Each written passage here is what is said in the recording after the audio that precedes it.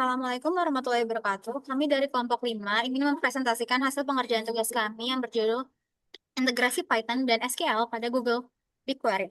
Di sini saya akan memperkenalkan anggota kelompok saya yang beranggotakan ada Muhammad Iqbal dengan NIM akhir 13, saya sendiri dia Intan Nuraini dengan NIM akhir 46, lalu ada Rena Novaria dengan NIM akhir 47, lalu ada Irena Cahaya Resina dengan NIM akhir 66. Next.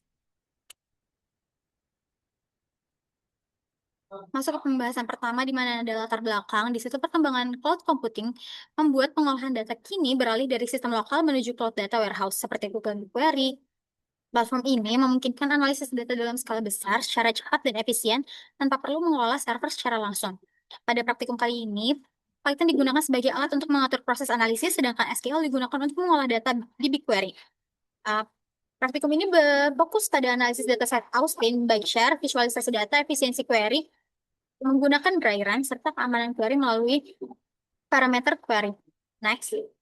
Lalu ada beberapa tujuan, di antara yang pertama ada memahami integrasi Python dengan Google BigQuery dalam analisis data berbasis cloud, lalu menganalisis dataset Austin, baik share, menggunakan SQL dan Python, lalu menghitung jumlah perjalanan serta pola penggunaan stasiun, lalu ada membuat visualisasi data menggunakan Pandas dan Matplotlib, lalu ada mengevaluasi efisiensi query menggunakan fitur dry run.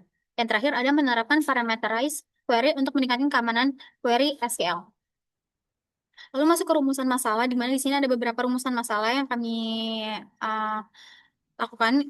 Itu ada bagaimana mengintegrasikan Python dan Google Query dalam analisis data berbasis cloud, bagaimana menghitung jumlah perjalanan pada setiap start station, lalu bagaimana sih menghitung rata-rata perjalanan dan membuat visualisasi data, bagaimana dry run digunakan untuk meningkatkan efisiensi query dan memory management.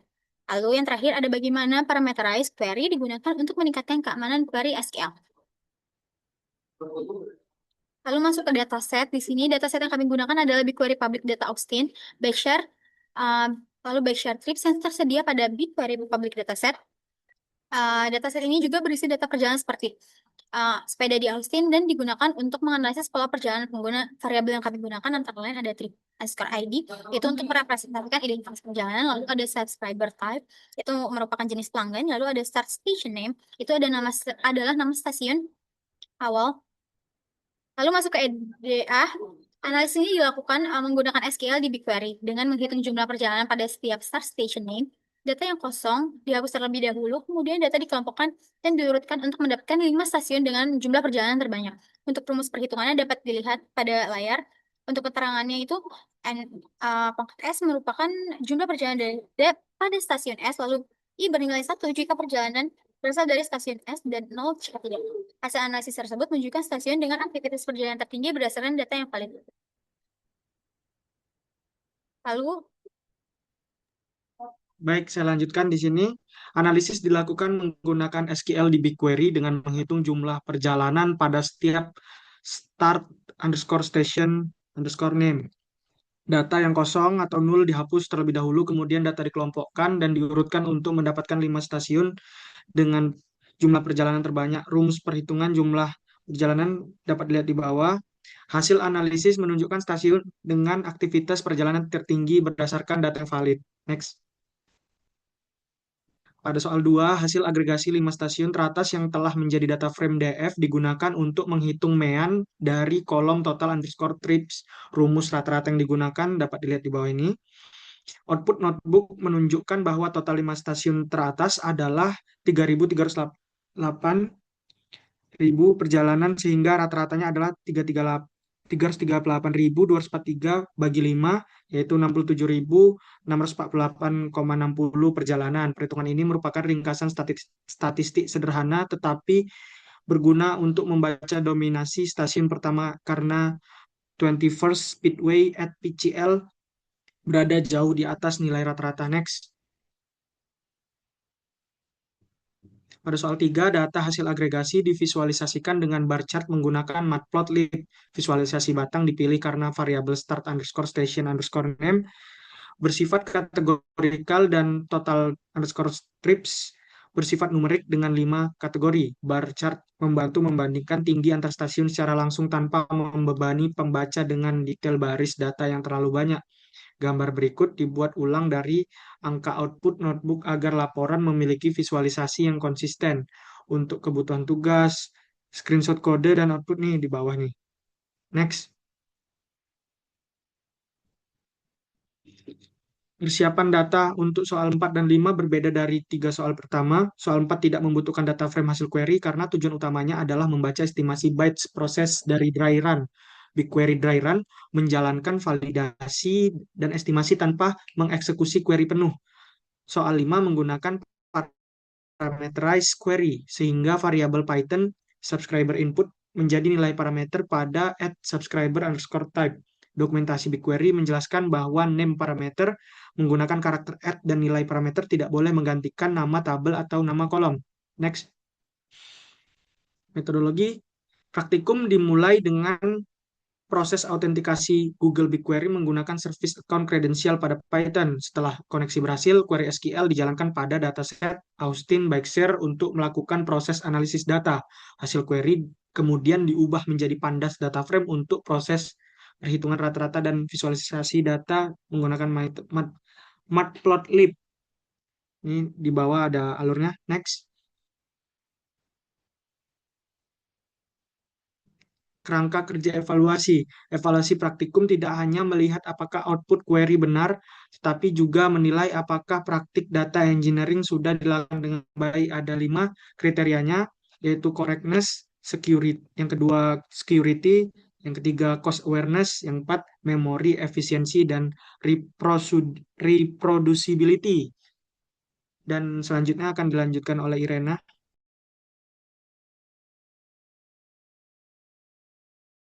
Baik, untuk formulasi analisisnya, yang pertama adalah menghitung jumlah perjalanan berdasarkan stasiun awal. Query mengelompokkan data berdasarkan start station name, menghitung jumlah perjalanan dengan count bintang, mengurutkan hasil dari jumlah terbesar, lalu mengambil 5 stasiun teratas. Untuk query utamanya yaitu select start station name, count bintang, as total trips. Kemudian from BigQuery public data.austin bakers.bakershare, kemudian trips.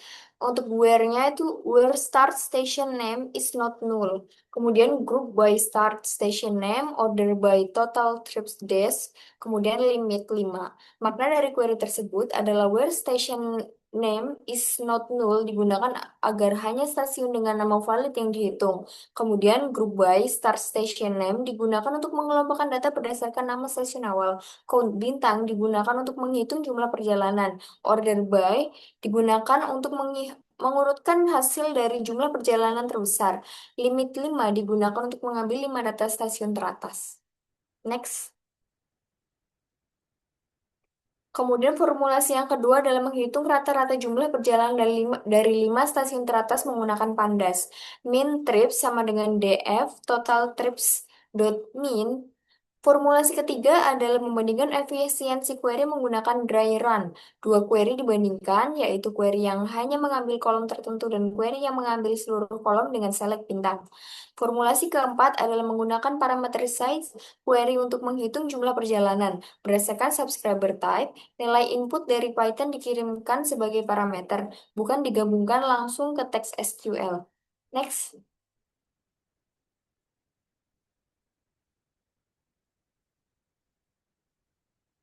Kemudian untuk hasil pengujiannya, yang pertama hasil praktikum awal dataset USA Names. Sebelum masuk ke dataset Austin Bakers, notebook terlebih dahulu menguji teknik dry run dan parameter size query menggunakan dataset BigQuery Public Data USA Names USA 1910 2013. Pada pengujian dry run, query menghitung total nama berdasarkan name dan gender. Hasil estimasi data yang diproses adalah 57,862 MB atau 0,0562 GB. Hasil ini menunjukkan bahwa dry run berhasil digunakan untuk memvalidasi query dan memperkirakan jumlah data yang akan diproses sebelum query dijalankan penuh.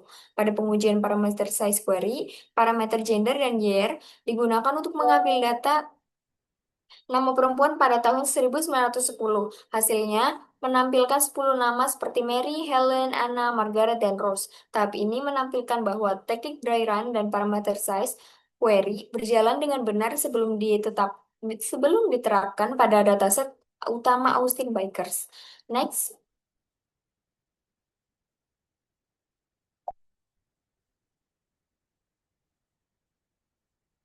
Kemudian untuk hasil pengujian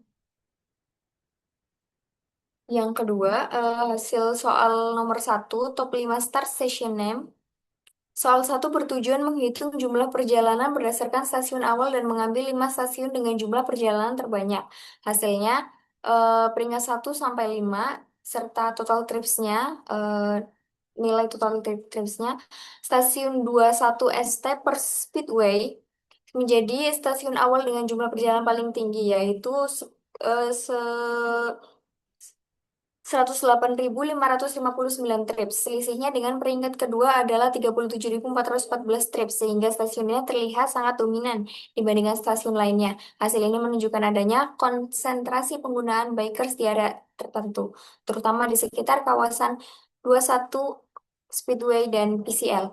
Terdapat catatan penting bahwa nama 21 Street Speedway, PCL, dan 21 Street Speedway at PCL terlihat mirip. Namun karena tidak melakukan standarisasi nama stasiun, keduanya tetap dihitung sebagai stasiun yang berbeda.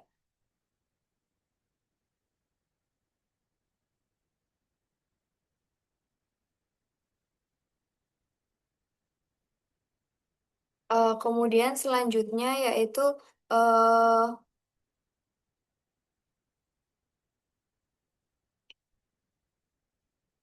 hasil soal kedua rata-rata jumlah perjalanannya.